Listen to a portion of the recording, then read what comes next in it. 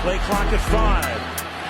Pass is intercepted at the goal line by Malcolm Butler. Yes, he did. He gives it to Henry. Quick snap. Breeze. Pass is incomplete. No flag. 4th and goal. And they're going to snap it, and it's Trey Burton who throws caught. Touchdown.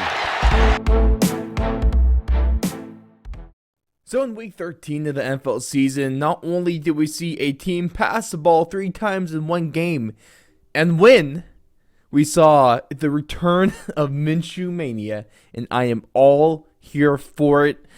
And we also just saw, week 13 was weird. It might have been one of the weirder seasons of the, one of the weirder weeks of the season so far, just because there's a lot of weird, just different stuff that went down. But also, unfortunately, it might have been one of the most boring just because it just wasn't all the way there this week. The NFL refs are back at it. Roger Goodell's back at it. And it's an entire clown show, to be quite honest. But ladies and gentlemen, thank you so much for tuning in to our NFL Week 13 breakdown. Of course, I'm your host, Ross Allen, and won't be joined by my co-host, Alex, this week. Got some family stuff going on, so all I ask is just for you to keep him and his family in your thoughts and prayers going forward, and we can't wait to have him back on. But ladies and gentlemen, we got a lot to cover here today. Not only do the Lions actually get a win, this guy proved himself big on Sunday. A couple things from these once contenders aren't looking too hot right now. There's a good chance that the Cowboys might not be the best team in the league right now, and or in their division even. And watch out for that Washington football team. Is the Ravens season over? And what should the Broncos do for the quarterback position in 2022? Also, for the end of the week, yeah, stupid things, you get what you deserve, essentially, is what we're going with. But a couple of things before we get into the biggest winners and losers of Week 13. Couple things going on right now. Of course, we just dropped my interview with head boxing coach over at Team Alpha Male, Joey Rodriguez. A lot of stuff is going down. 3 fighters in 3 very high-profile fights. At the final pay-per-view of the year, UFC 269, Josh Chapman makes his return. Cody Garbrandt is going to make his debut at 125. And Raulian Paiva is going to try to stop the Sugar Show right in its tracks.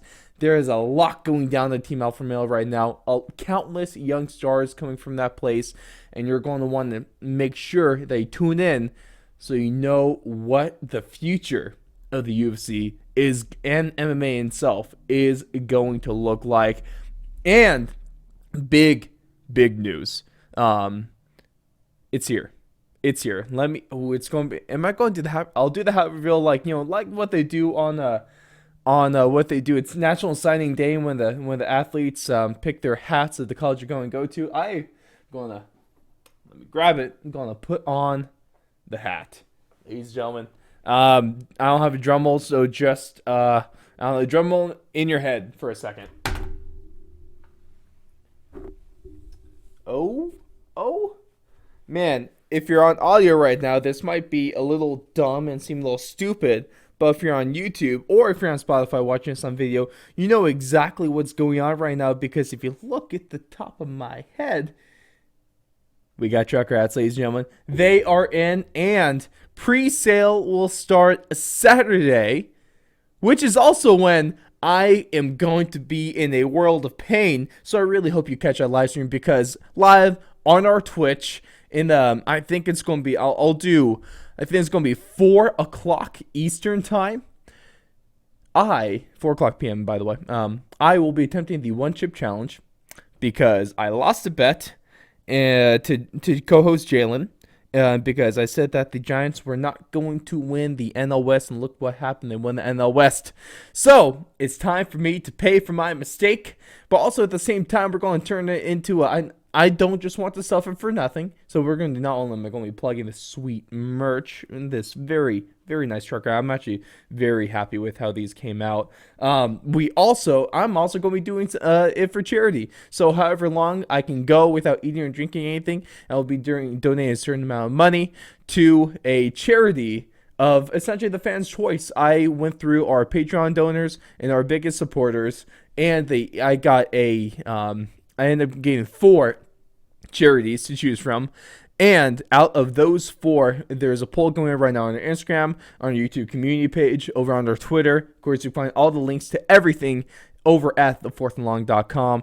And so go ahead, go vote, and I will be revealing the votes on Saturday during the live stream. I'm going to be in so much pain. I'm going to hate my life.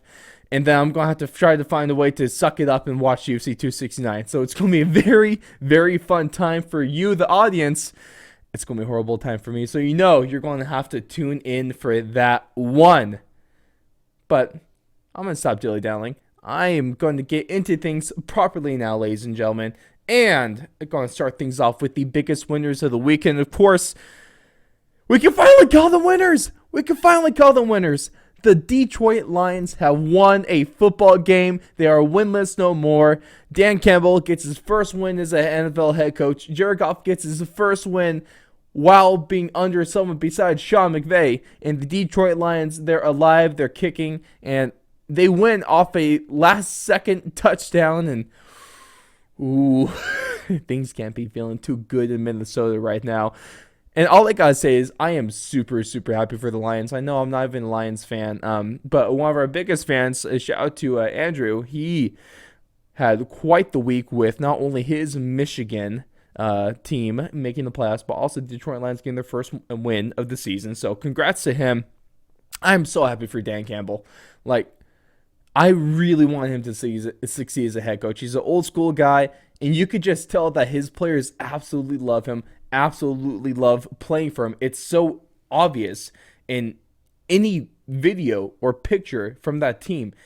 And he finally got the win, and that team rallied around him. That sideline was going crazy. That post-game locker room atmosphere was unlike anything else, man. It was just, it felt so good to see, man. It really was a true underdog win. I'm super, super happy for the Lions. Of course, the Vikings are the ones to deliver the Lions their first win of the season. You can't really be too surprised by that one.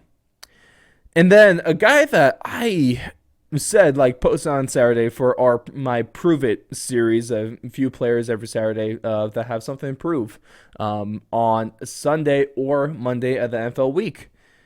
One of them was Javonte Williams. He's the rookie for the Broncos who's been absolutely tearing it up this season, but he's been in the backfield splitting touches because he's a backup to Melvin Gordon. Melvin Gordon was out for this game. Javonte Williams gets his first NFL start on Sunday Night Football in Arrowhead, one of the most inhospitable places in the NFL.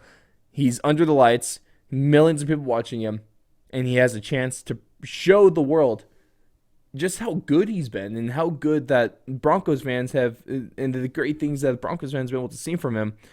And he showed off, man. He had 178 total scrimmage yards, a receiving touchdown. He averaged 4.4 yards a carry. And the best thing about this is that Pat Shurmur, in all of his just stupidity, in his ineptitude to be able to coach a team, and it's just his absolute letdown of a coordinator he's been. He finally, and it helped that is because Melvin Gordon was out, but he finally got Javonte Williams touches in the meaningful amount of them. He rushed the ball 23 times. He caught the ball 6 times.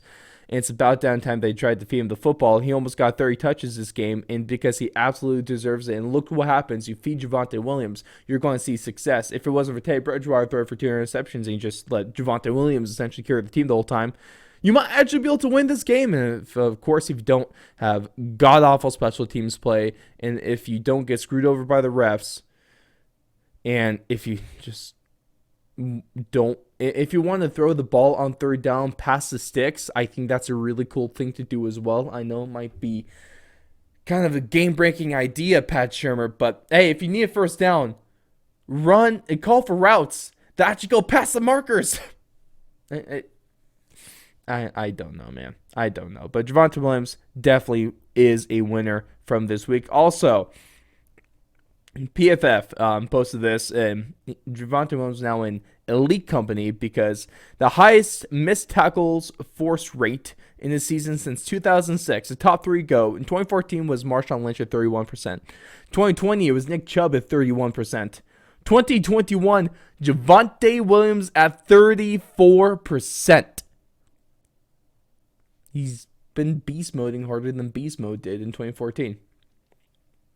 Those are just stats, and that's a remarkable accomplishment so far in Javonte Williams' season. He's doing ridiculous stuff.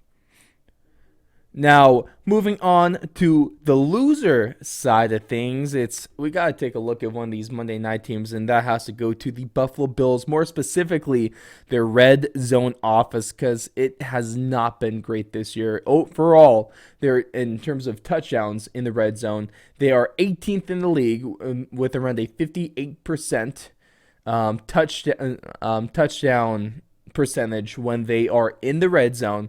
And against the Patriots, they have plenty of chances to win this game.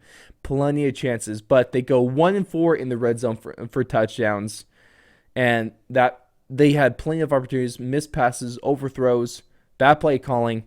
They should have won this game if you really want to make that argument. If they're able to actually convert in the red zone better than just a 25% clip, that changes everything.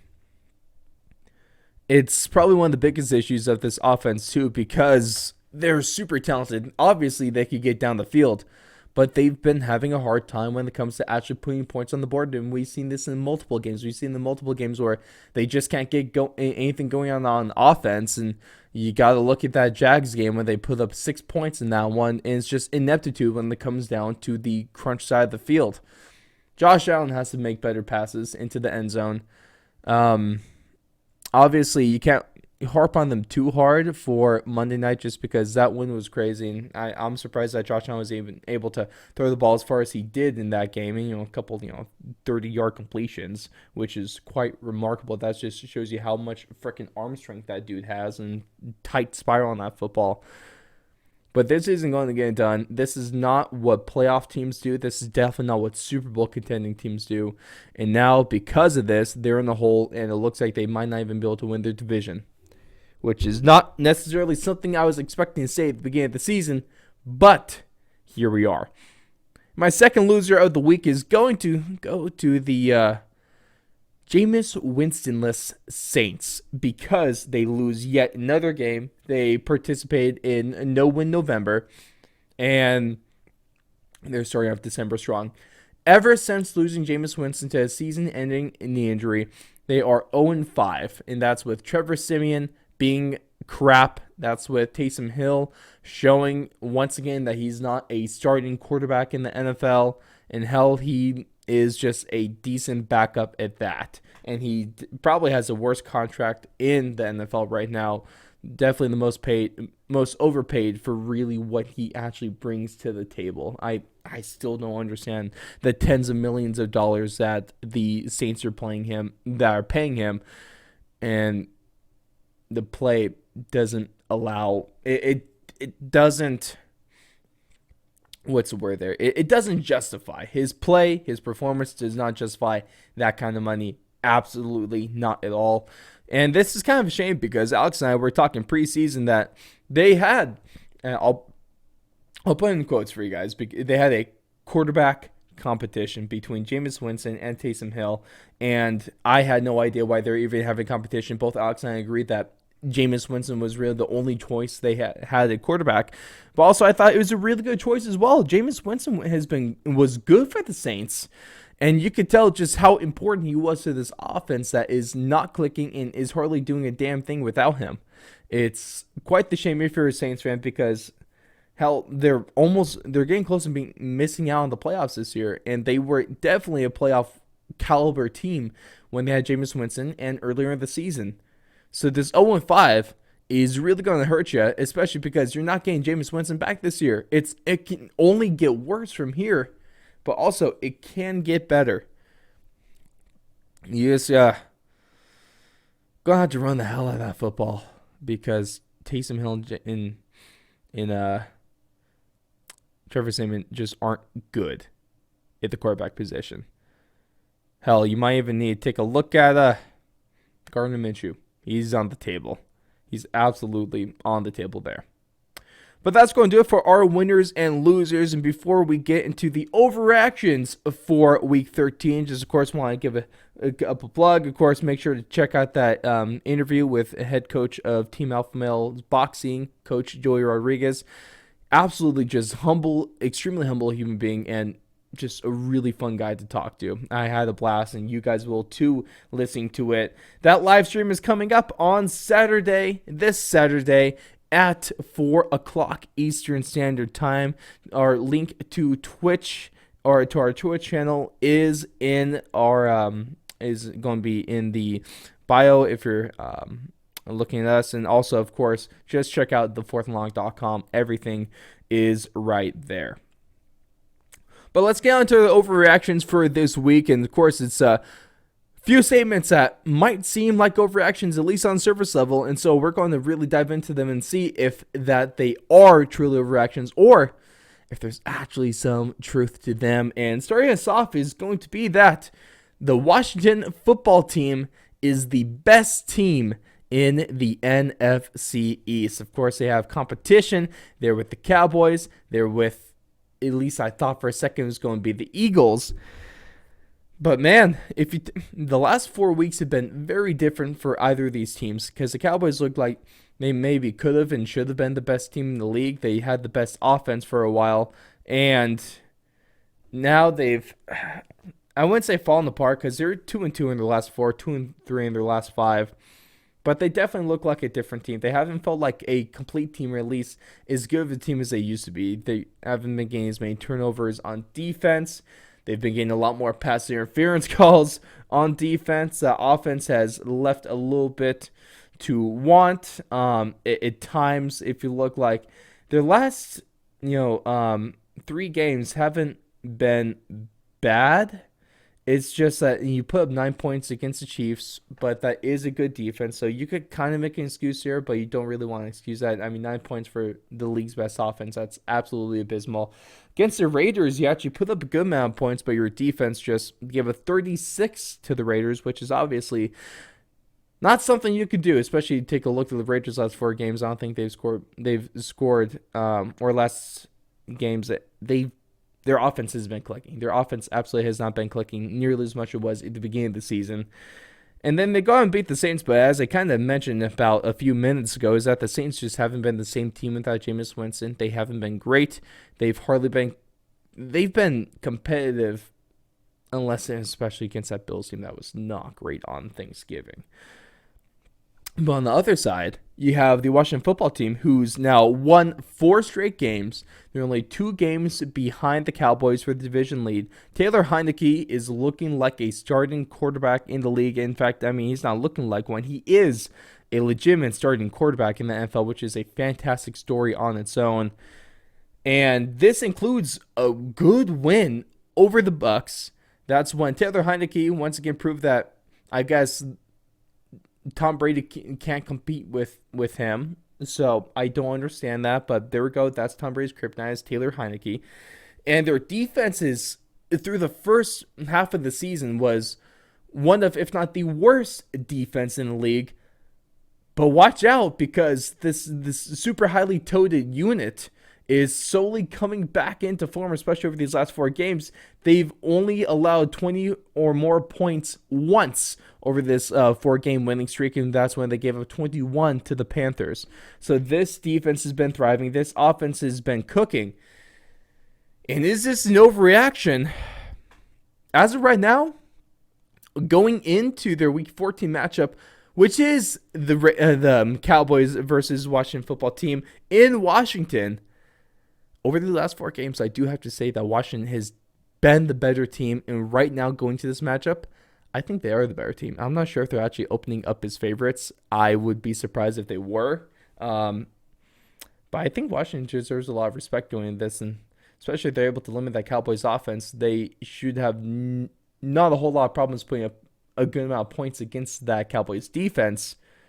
I really like the way Washington's looking right now, and they might be able to they're in the playoffs as of now, and they're probably gonna make a run at that division crown. Of course, they still have 2 games against the Cowboys, one this week in week 14, and then in week 16.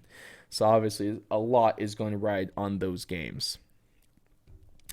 Overreaction number 2 is that Gardner frickin' Minshew should be the starter for the Philadelphia Eagles. And of course, he got this chance to start with the Eagles for the first time since Jalen Hurts was out dealing with some injuries. And he did not let this opportunity go to waste. That's for damn sure, because in this, against the Jets, he completed 80% of his passes, threw for almost 250 yards, a couple touchdowns, stayed clean with 0 interceptions, and had a quarterback rating of almost 134. This guy looked... Minshew Mania is back, man. I don't know what else to say because he looked solid. He looked like he should be, and he could be and should be a starter within the NFL if given the opportunity. Definitely his trade value has increased, and he's a hot commodity now. I really do think he should be, and this isn't the last time we're going to be talking about him in this episode. And should Jalen Hurts be worried?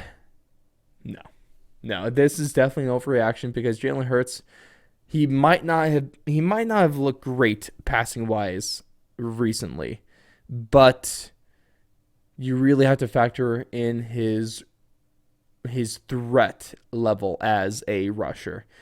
Gardner Minshew does not make defenses fear him if he is to get out of the pocket or if he's going to try to run the football himself. Jalen Hurts, on the other hand, has shown flashes where he looks like the second coming of Michael Vick when he was in Philadelphia. This guy is really good when he's on this game. Consistency is definitely something that's lacking. But I do. So I think this overreaction, Jalen Hurts should be the starter. I mean, he's the guy. He's what Philadelphia's kind of been building around, and I don't think you definitely shouldn't ban him after one game. That's for sure. But at the same time, Gardner Minshew is proving his worth, and he's proving that he should be the starting quarterback of an NFL team. There's definitely a handful of teams out there that would benefit from Gardner Minshew, especially if you take him and put him in a better environment, definitely than one was in Jacksonville. The Eagles have a good environment right now, but you could definitely improve on top of that. And then, last statement of the week is that the Ravens' season is over. And this is coming off of a loss to the Steelers in yet another ugly game. And the Ravens have left a lot to be desired so far this year. Of course, it doesn't help that they're dealing with a metric crap ton of injuries, and that's always going to be hard to battle through. But at the same time, you could still be disappointed with them, and much like the team that they just lost to, the Steelers, at this time last year, the Steelers were the 1 seed, and they turned out to be one of the most disappointing 1 seeds and the most overrated 11-0 team in NFL history. And then on this side, the Ravens, who came into this week as the 1 seed, and they definitely disappointed. They did not look like they were a 1 seed before this game. They definitely don't look like they should be a 1 seed after this game. It's definitely the Patriots who are the best team in the AFC. You can unequivocally say that. Their only competition is really the Cardinals or the Packers. Lamar Jackson had another just meh game. 1 touchdown, 1 interception. He did decent in the air, did decent on the ground, but really nothing crazy or nothing that we've kind of hoped to see from him. And it also doesn't help when you have to put most of the blame for that lack of a conversion for that 2-point attempt at the end of the game to try to win it. You got to put pretty much most of that blame on Lamar Jackson's shoulders. He should have made that pass. That's a pass you have to complete. Even in pressure, you have to be able to get it to your guy. You have to be able to get him. He was in space, and that was going to score, and that was going to win you the game. But of course, the NFL is a game of inches, and we definitely learned that here against the Steelers with the Ravens, and we also learned that in the Bills and Patriots Monday night Football game. It's a game of inches. It's a game of just one or two missed opportunities here or there that change absolutely everything. These are the best team in the division. They have a lot of competition with the Bengals right now. And I just don't. None of them are really clear in that division who's going to win it yet. From this game, the Ravens dropped down to the 3 seed in the AFC from that one spot, of course. And the only reason they are tied with the Chiefs in terms of record among division leaders, they're both 8-4. But the Ravens do hold that. Also, they have the tie, so technically they're still like a half game ahead of the Chiefs because of how things work. Apparently, not a tie. They have the tiebreaker with the Chiefs because they beat the Chiefs earlier on this year. That was that's for Patrick Mahomes' first November loss. So that was huge. The Ravens were looking like a really good team then. The Chiefs were looking like a horrible team then. And the roles have definitely reversed over the last few weeks. The Ravens are dropping. The Chiefs' stock is only rising. And I am just not a fan of the Ravens right now. Is their season over? Absolutely not. They're still definitely going to make the playoffs, at least as a wild card. They still easily have the opportunity to do so unless they totally mess things up.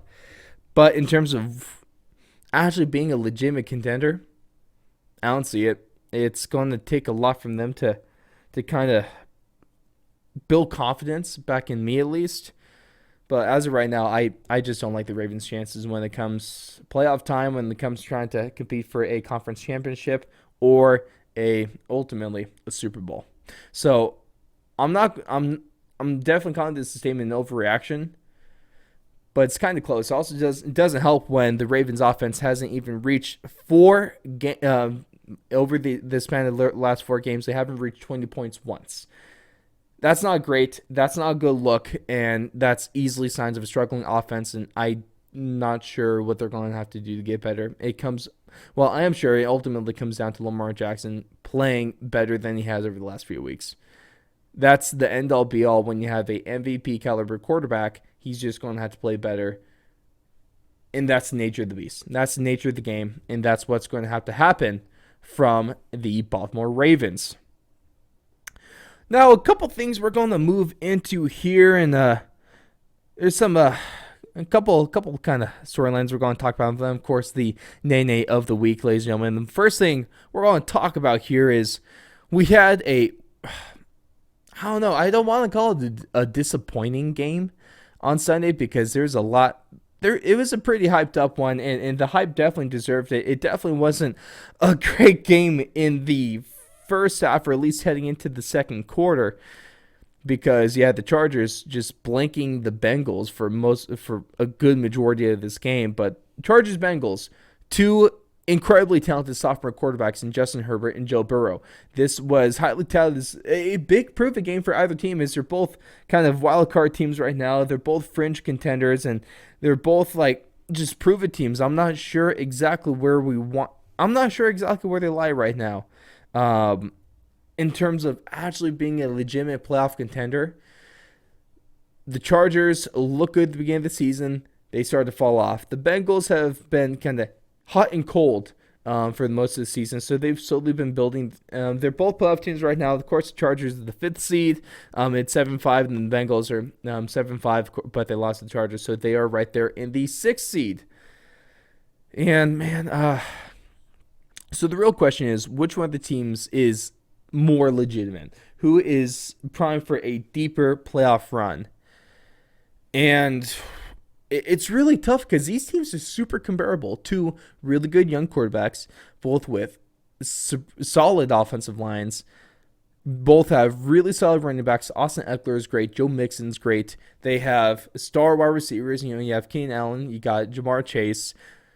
You have good defenses. The only problem is Joey Bosa did go down in this game, so they're going to have to watch out for that one. I think that the run defense for the Chargers has not been great. They definitely stepped up big in this one against Joe Mixon, but sustainability, hell, if you want to throw in the comparisons, even their head coaches are super comparable too. Both two young guys taking over these teams, but also looking super promising as well, and are both up there in the conversation for Coach of the Year. These teams are so damn similar. It's almost funny how comparable these teams are. One problem is, I mean, what it really comes down to is consistency from either one of these teams, and also who has the. I mean, obviously, the higher the seeding, the easier your playoff run will be. The Bengals absolutely have the easy at this point. They have the better ability to win their division really against the Ravens, and the Chargers do to win their division against the Chiefs. I like the Chiefs. They're just a better team than the Chargers. I'm going to pick them 9 times out of 10 right now if they were to play head-to-head in neutral site. In most games, I'd also probably pick the Bengals as well. Their defense was disappointing that first quarter, but also didn't help when you had Jamar Chase. He should have had a touchdown, but then bobbles it and turns into an interception for the Chargers. It should have been at least a closer game. It also didn't help that Joe Burrow's finger looked like a freaking balloon, and that's going to affect your ability to throw the football. That's just a fact. I think the Bengals beat the Chargers if 6-4 in a 10-game series. I think more often than not the Bengals win this game, but the Chargers made a huge statement here. I think just going from my gut feeling from what I've seen through most of the season, I'll have to say that the Bengals are a bit more of the playoff contender, but also and have maybe the better chance to go deeper into the playoffs. But man, if this Chargers defense gets it together, especially in the run game, if they continue this up of what they did to Joe Mixon, limiting him to 2.8 yards a carry and only one touchdown, only about 54 yards, that's a phenomenal stuff. That's really, really good. That's really solid, and that's really promising, and it's hopeful as well. I'm not sure. They haven't shown the ability to consistently do that this season. I will say that the Bengals are the team primed for a deeper playoff run. That goes with them having the better chances to win the division. I think they might be a more complete team, at least on the defensive side of football. They're very comparable on offense. So I put more confidence in them ultimately. And that might sound disrespectful considering the Chargers just beat them and beat them handily in Cincinnati. But that's just kind of where I'm lying at this point. Chargers still a fantastic team, and they definitely have the ability to make a run at the playoffs if they can just keep things together. I think that might be the best way to put it. And then another story that became so much more clear after Sunday Night Football. First off, Roger Goodell is a prick for flexing the Broncos and Chiefs to Sunday Night Football. We could have had, there is multiple games that he could have chose that would have been way better. This game wasn't even supposed to be on Sunday Night Football. Like I said, he flexed it, and he chose to have a bad. You kind of knew this was going to be a bad game. The Chiefs have a great offense, the Chiefs have a great defense. The Broncos have a poor offense. The Broncos defense actually surprised me with how much they limited the Patrick Mahomes-led offense there. So that was promising from their side. But, man, the quarterback play isn't great. The offensive play calling is great. I already told you a bunch of times that I truly believe that the Broncos should just can everyone except for offensive line coach Mike Munchak. Besides that, fire everyone and fire Pat Shurmur into the frickin' sun. And it became clear that Teddy Bridgewater is, if it wasn't clear already, Teddy Bridgewater is not the future quarterback of this team moving forward. He might be a stopgap, but he really should have just been a stopgap this year. That's kind of what we thought. Hell, there's a lot of people that thought that, excuse me, I can't believe I'm blanking right now, but wow, I absolutely hate myself. That's why we do things in one take here, just to keep it fresh and real. And I am absolutely blanking on the backup quarterback for the Broncos, which really is a mistake on my point, just because I'm a Broncos fan. I don't know how I'm doing this, but Drew Lock, man, that was tough. I'm sorry that you guys had to listen to that. But Drew Lock, a lot of people thought that Drew Lock even could have been the starter this season. He's had times to play in games, and he hasn't been great either. The Broncos just don't have a good quarterback room. They really don't, and it's time to move on from Teddy Bridgewater. Maybe not already this season. Hell, I wouldn't even be mad if they just threw Drew Lock in there, because technically they can still contend for the playoffs, but ultimately, are they? No, they're not. Their only win through the rest of the season might be against the Lions in Week 14.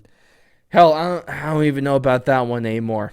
It wouldn't hurt to throw Drew Lock in there just to see what he can do over a span of time of multiple games. But Teddy Bridgewater, I'm not sure if I even want him there next season. So I put up a post on Monday of what the Broncos should try to do on their socials, of what they should be looking for in their quarterback position and how they should be addressing it. I gave 4 options.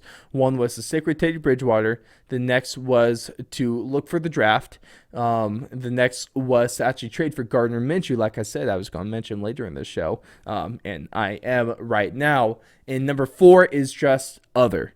The majority of people voted for other, so obviously they're not maybe fans of the other 3 options, and that would be great. I've already given takes. I mean, Aaron Rodgers was apparently supposed to end up with the Broncos around the draft time. That clearly never happened. Who knows? He was supposed to be his last season in Green Bay, but if things are going well, he might just stay, so you never really know with there. Russell Wilson is a generational talent that the Seahawks are going to try to keep, but he's on a contract year, and the season for the Seahawks has not gone as planned so far.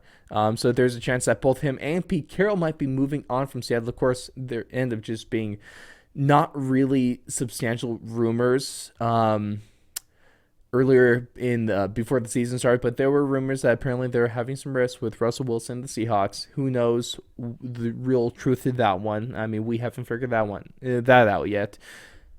But from other, if you look for the Broncos, I mean, if you want to try to sign Russell Wilson or Aaron Rodgers, obviously that'd be fantastic if you could actually bring those guys onto the team. You might be in the trade conversation once again for Deshaun Watson, or I think one of the better options, and one that I'm actually kind of liking right now, is it's a bit of a 2-point thing here. I'm taking from 2 options from my post and the 4 options I ultimately gave you guys. And that is that they should trade for Gardner Minshew and look to the draft as well. You could probably get Gardner Minshew for a 3rd rounder. I think Philadelphia got him for like a 6, or it was a day 3 pick. But if you get him for a day 2 pick, I think he has a value for that, and I wouldn't complain, especially if you can bring Gardner Minshew in 3rd rounder. I'd be more than happy if the Broncos are able to do that, and I think that's a good move for them. And also, you got to take a look at the draft, and I know it's not a great draft for class for quarterbacks, but there's a couple ones that could end up being really good, and I think what you should do, bring Gardner Minshew. He's going to be the starter for the next 2-3 seasons, and under him, getting better, because he's going to take some time. No quarterback in this draft class is, at least I don't think there's going to be that quarterback that can actually step in and make a difference in the first season, let alone like just going out and having him be the starter from the bat. I just don't see that in the talent from this quarterback pool. But a guy that you could, if you give 2-3 years to develop under the right coaching staff, especially if the Broncos fire Vic Fangio, bring in Chiefs offensive coordinator Eric Bieniemy, that would be a fantastic move, and a guy that he could really help progress and turn into a NFL style quarterback or a NFL level starter. Is you draft Carson Strong from UNR. You draft him, you have him develop 1, 2, 3 seasons, have Gardner Minshew, and hell, Gardner Minshew could probably win a lot of football games with this Broncos team, because ultimately they're just a couple pieces away from being a playoff team. And if you look, they're 6-6 right now. Their offense is horrible, but if the points wise with how their defense is doing, if the Broncos was just average to above average, they'd probably be a 8-4 team right now, maybe even 9-3 if you just look at the points that they're giving up and the points they're scoring. Gardner Minshew could definitely do that. He's a guy that can actually push the ball down the field and not throw a bunch of interceptions like Teddy Bridgewater does. Carson Strong has a hell of arm, and he almost looks like a diet Josh Allen at this point. I think that's what I'll call him, a diet Josh Allen, because he has one hell of arm strength. He plays in cold weather football, which is what they do in Denver, and he probably looks like he's the best quarterback of his draft class. And man, you give him time, like I said, give him time, you coach him right, he could be a really good. He has the potential to be a really good quarterback. And so I really like that. I really like the thoughts of that. So let me know what you guys think. Should the Broncos do this? What do you think of my thoughts with this? Like I said, trade Gardner Minshew, get him for a third rounder, or cheaper if possible. Hell, that wouldn't be a bad thing. But get him for a third rounder, draft Carson Strong, and that is going to be a way better quarterback room than what they currently have. At the least, that is for sure going to be an improvement. Like I said, let me know what you guys think. And not only on that, let me know what you guys think about anything that we covered this week in regards to the biggest winners of the week. Especially, are you worried about the Bills' red zone offense, or are they going to be able to turn that around? Can the Saints win a game without Jameis Winston? How good is Javonte Williams? And also, is Washington the best team in the NFC East? What should anyone do with Gardner Minshew? And how's this Ravens season looking like at this point in time? But, ladies and gentlemen, we're going to cap things off with none other. Of course, y'all know how things end. The Nene of the week. And the winner of this week's award goes to NFL sports reporter Jerry Sullivan. Because, you asked a stupid question, you're going to get a response that's deserved, and you're going to get put in your place, because essentially he asked to Micah Hyde and Jordan Poyer, defensive players for the Buffalo Bills after their loss on Monday Night Football to the Patriots. He pretty much asked them if they were embarrassed by their play defensively in this game. In the game that their opponent, the Patriots, only scored 14 points. In a game where they looked like a formidable defense, and they almost, and even without Trey White too, of course you don't have to worry about the passing game. But I think if you take out that 67-yard touchdown run that they gave up, this team really, the Patriots can really do a whole lot on the ground in terms of yards per carry. I think they're averaging like 3.5. And especially if you only pass the ball 3 times, everything else you're running, and you only give up 3.5 yards per carry besides that one touchdown, you're having a pretty good time there. This was a good defensive performance. It definitely was, and I'm not sure that this question was warranted. It sounded almost like those shoddy questions where it's like they tried to do the whole gotcha thing. They tried to get like a quote for their article. They tried to get a video clip to put on their social media. They tried to just get something there, and it was just dumb. It really was. It was just dumb. It was a bad question. It wasn't really warranted by anything, and especially when like the only touchdown offensively from the Patriots came from Damian Harris on that 67-yard rush. Everything besides that, the Patriots couldn't do really anything else besides that for most of the game. You have nothing to be embarrassed by if you're this defense, and like I said, the offense had plenty of opportunities that they needed to make happen, and they didn't. This game falls solely on the offense, and that's not a weak take or an easy take or easy thing to say. The defense did their job, even when the Patriots are a really good running football team. And sure, they were chunking the Bills defense at times when the Patriots didn't even target their receivers, and you knew they were going to run the football. And the Patriots were able to do that fairly effectively throughout most of the game. But like I say, you take out that one play, they did a really good job this game. You can't blame them for that. And like all I gotta say is that what Hyde and what Poyer said to him, essentially call him disrespectful and call that question stupid. That's definitely deserved. So I'll get off my soapbox there. That's all I want to say about that situation. And there's a lot of the bad sports reporters, man. There is that just ask stupid questions that or really, it almost looked like he was just trying to annoy them and piss them off. Especially two guys, football players we take a lot of pride in our game, and when you suffer a tough loss like that too, you're going to take things a little bit more personally, of course. And this just maybe not the right time. And I don't think there's ever a time for a question as stupid as this. Come on now. Do better, Jerry. Unbelievable. But ladies and gentlemen, that's going to do it for us for our NFL Week 13 breakdown. All the fun stuff to talk about. And another week where there's a lot that went down. So if I missed a certain story or a certain topic that you wanted me to cover, please reach out to me on our socials, Twitter, Instagram. Hit us up in the comments on YouTube, or leave a 5-star review over on Apple Podcasts, and let me know. Is there something more you want to hear from me? Is there something more that you want me to cover? Is there something that I might be overlooking in certain teams, certain divisions, certain storyline? I would absolutely. This is a fan-driven show at the end of the day, and so I push you to reach out to me about that one, because I would love to cover more of what you guys really want to hear, and that's what I'm here for ultimately.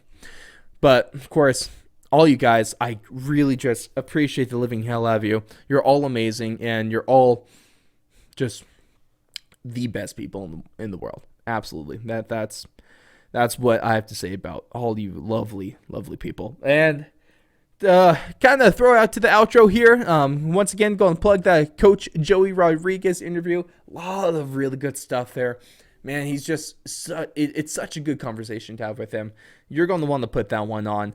And of course, trucker hats, baby. These go on pre-sale on a Saturday, which is, of course, during the live stream when I do my best to not die, essentially, when I do the one chip challenge. For charity, though. For charity. So it's going to be a good cause there, and we're going to have a lot of fun with that, ladies and gentlemen. But like I said, thank you so much for tuning in. Of course, huge shout out to our Patreon supporters for all your card collecting needs. Go and follow on Instagram at the Big Bat Box. Of course, speak about card collecting and Ray Rodriguez. Shout out to Ray Rodriguez for being our biggest Patreon donor, but also he's now a co-host in one of our brand new series, Card Stonks. Of course, the sports card world is insane. If you don't know about it, it's literally like the stock market. It's that serious, and you really could make you that much money too.